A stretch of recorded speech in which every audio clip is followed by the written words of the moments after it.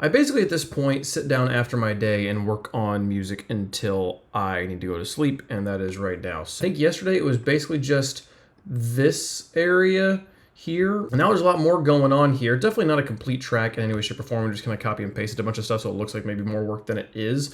But the verse section I think is really nice and a really nice contrast to the second drop where we would reuse the vocals. And yeah, here, just listen to this. Heartbeat electric, starboard eclectic, open wide, let your mind feel the pulmonary lo-fi stereo. Young hearts divining, always arriving, the clarity, ubiquity, singing loud and clear. I am here tonight. Here we build.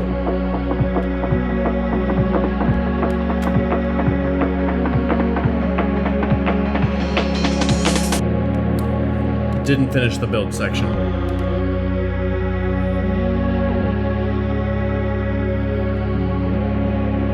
I am here tonight.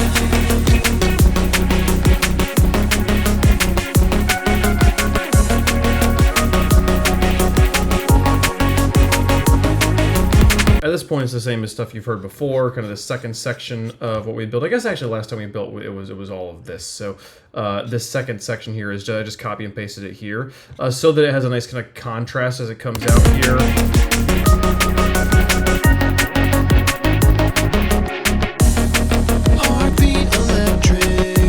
And we get the vocal again. Obviously, we need a lot of effects and like whooshes and whoosh, kind of stuff to like get us in and out of sections really smoothly right now. But the big thing over here, Heartbeat electric. if we take this sound, the chord progression in the main drop is going at like twice the speed of what we're doing over here, where it's like throw 1 2 3 4 1 2 3 4 1 2 3 4 1 2 3 4 1 2 3 4 1 2 3 4 1 2. We're over here, we're going half that. 3 4 5 6 7 8 1 2 3 4 5 6 7 8 1 2 3 4 5 6 7 8 1 2 3 4 5 6 7 8. And that slowing down of the harmonic density of the piece, of making the piece happen, have the chords of the piece happening slower, gives us a nice palette that kind of like will make the build section feel like, oh, we're going somewhere, and then the drop will feel so much faster. Two sounds going on here that are given our pad layer here. You got this wave here that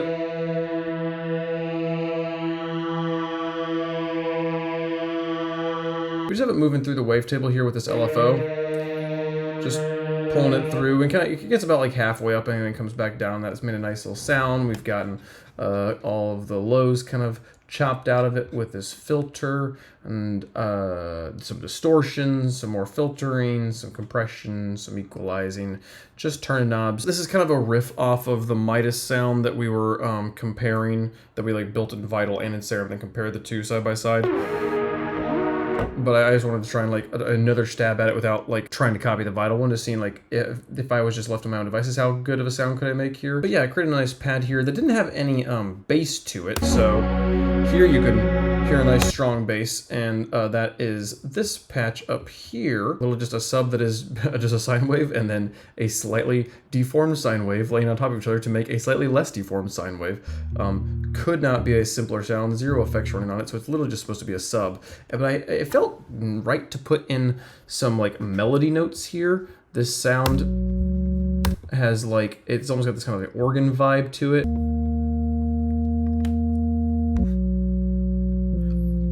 It started as just putting the fifth up the octave instead of having like a power chord, and then I realized I could just kind of play in a melody too.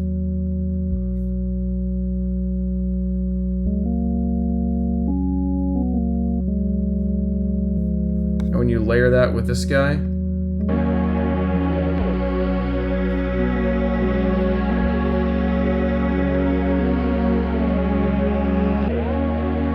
I like that sound. And the cool thing is you can keep it really dry because there's so much echo happening in the vocals. Heartbeat electric, starboard eclectic, open wide, let your mind feel the pulmonary lo-fi stereo.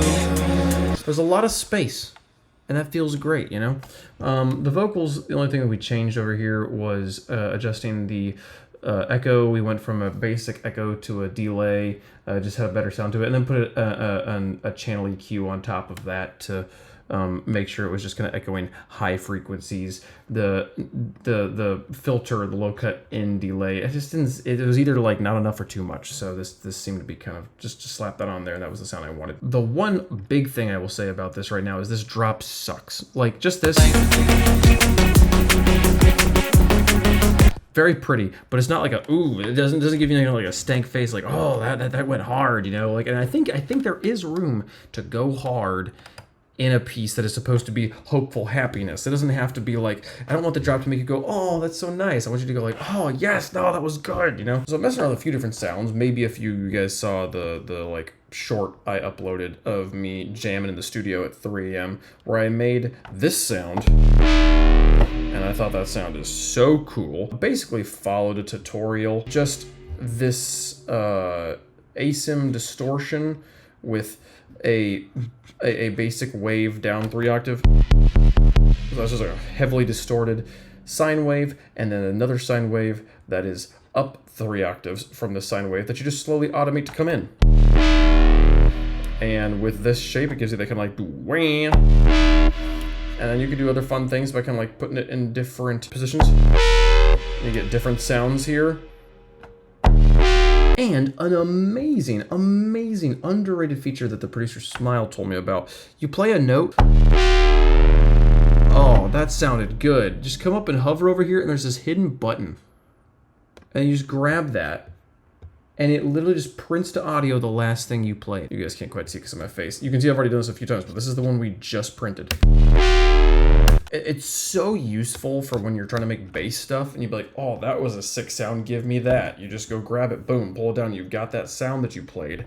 And then you can tweak it and make different sounds really easily. And you don't have to go through the process of like playing in the MIDI and then telling it to bounce to audio and then like listening back to it, make sure you get the levels right. It just pops it right out basically as you played it. So like these 3 sounds I made were just those 3 different semitone positions that I played for you earlier. That one. And these sound a lot better if you put the drums on.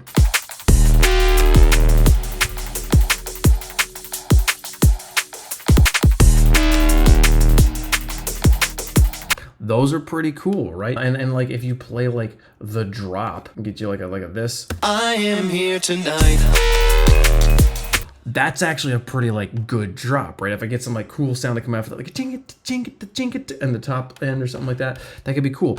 It is notably a very different piece though than what I've got going on right now. I tried building out a drop with that sound that then like led into the way our vocals are being played in the drop right now. It felt very bad, and like you could easily like take this sort of sound and put the vocals over the top of it and it would work. Maybe I don't want to do that, I don't know, but these are 2 different pieces. They're just 2 different pieces of music. I think both are cool. It'd be really fun to maybe like drop the wave punk version, the like happy hopecore track, and then drop like a hard remix, like where I remixed my own track, 2 different styles in the same like vocal.